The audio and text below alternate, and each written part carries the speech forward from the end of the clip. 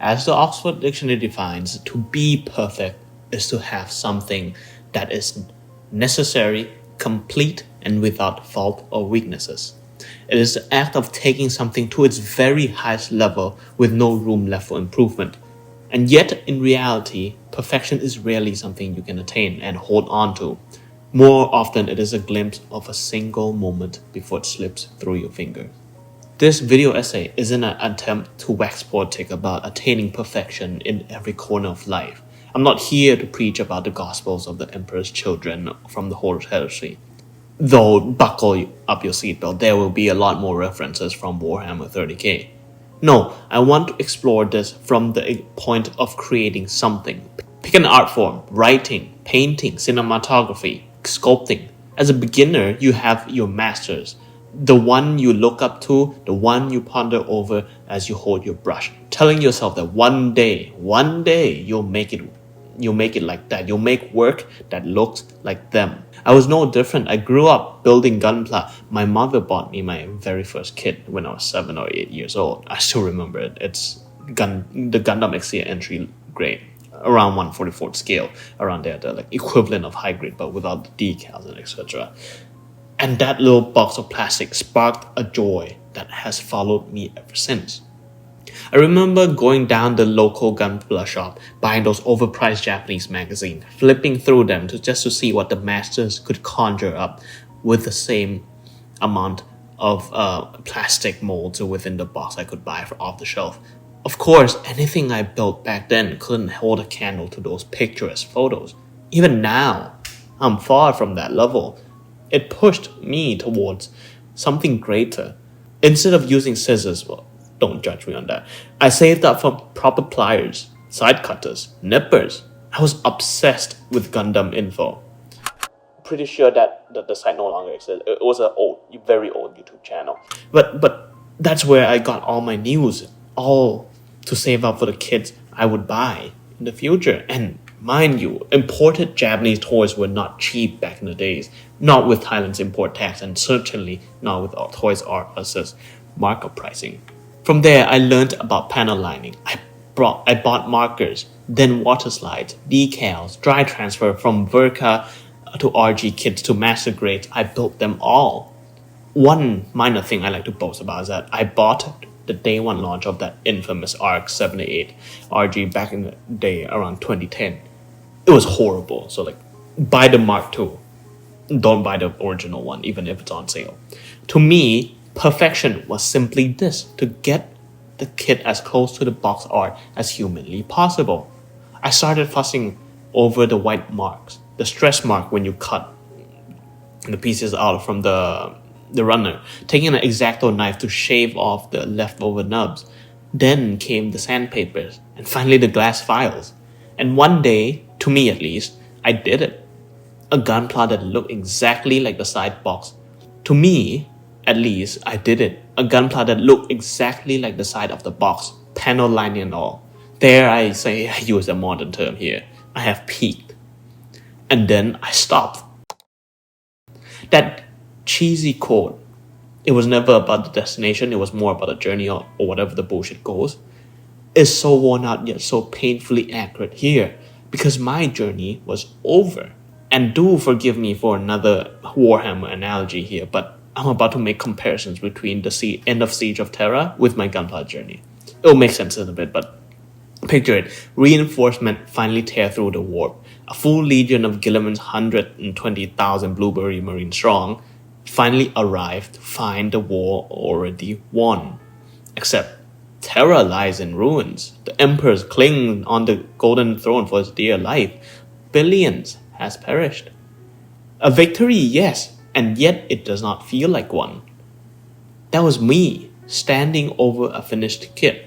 I had reached the very thing I was marching towards all those years. And there was nothing left for me to give. Sure, I could start painting, color correcting, hunting down third-party dry transfers instead of the one given in the box. But that is the equivalent of installing mods into a video game that you already have finished. And plus, even on New Game Plus, the analogy still works. Each successive Gunpla A Gundam I built became less and less satisfying. I was going through the motions: clip, file, ink, build, finish with decals, strike some unimaginative pose ripped straight out of the box art, and that's it. I'm done with the kit. And so my passion for Gunpla simply stopped. I had boxes of unbuilt Gundams I have been so excited to save up and buy. And I never opened a single one because what was the point? It was only ever going to end up the same exact outcome as the 20 or 30 figurines already standing in my cabinet. I had imposed myself a state of perfection upon myself. A Gundam with all its decals and panel lines that was good enough. And so that became the wall I could never climb past. That self-imposed limit is the very thing that stopped me from moving forward and improving. The childlike naivety, that relentless pursuit of getting better, quietly went to sleep because I kept telling myself the work was way too much for a result that now felt merely normal. My bar was no longer a kit that looked like the box art. No. That was the baseline now. And the leap from there to a fully painted or a custom diorama just seemed like so much effort. Effort which I, back then, was unwilling to give. As I grew older, my desire to build shrank. My patience was bled dry by endless feed of brain-rotted AI slop and social media infestation. So I sealed away the shelf that held all those unopened boxes. I drifted towards anime figurines and Lego, something easier, less hands-on. Just build it by the instruction, the pose predetermined, the colors and the details all dictated by someone else. I was nothing more than the very last cog, the one that simply assembles the thing. No different than IKEA furniture. No nonsense, no cleanup, no messes. And for a while, I was happy. I was happy with that. Then, one day, my significant other gifted me a box, a 1/44th scale high-grade Aerial. Not the most complex kit I ever built in the slightest, something I could assemble and detailed in under 2 days back in my prime, but I am no longer in my prime. I have responsibilities now, and only what little free time can scrape together, I built it slowly at my leisure time. It was never going to win any awards, but it was a breath of fresh air, a kit so simple, so quietly enjoyable that I stopped caring about perfection entirely. The colors were vibrant, the details crisp. Most of the pieces needed no correction at all.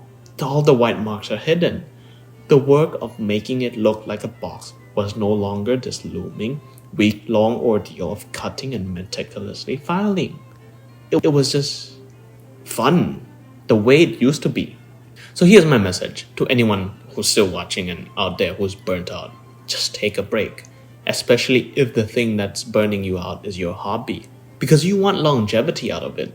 You want it to still be there for you years from now.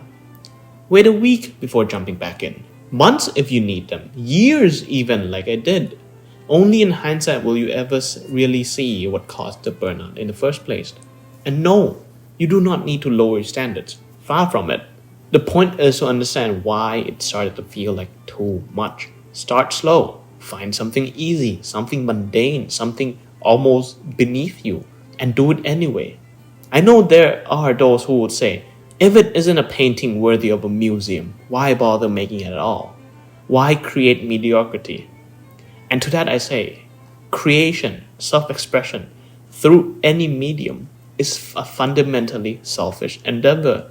It caters to you and you alone. If you're capable of producing museum-worthy work, then producing something that will only ever be seen in your home is not a failure. It is simply a rest from the grandeur, pomp, and ambitious project, a breather between the battles. Because in the end, my mistake was never that I failed to reach perfection. My mistake was that I defined it.